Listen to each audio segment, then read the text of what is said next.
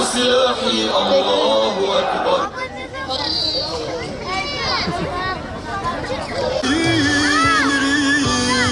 Cennetim bir tanesi kalbimin, hayatım, canım, aşkım, balonları bırakmıyoruz.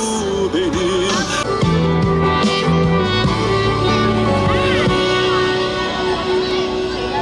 Çiçeğim, sevdim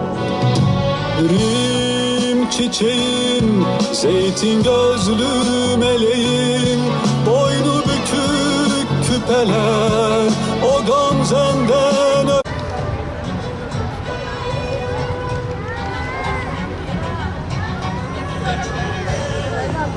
Hazır mıyız? İçimizden dua ederek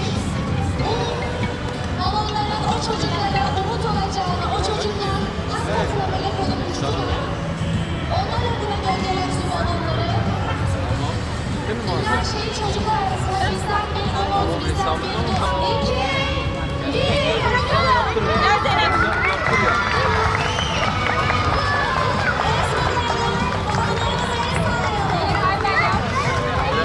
Tezeren burada mı diye. Evet, Tezeren'i burada aldım. Şimdi çocuklar. Ver telefonu. Balonu elinde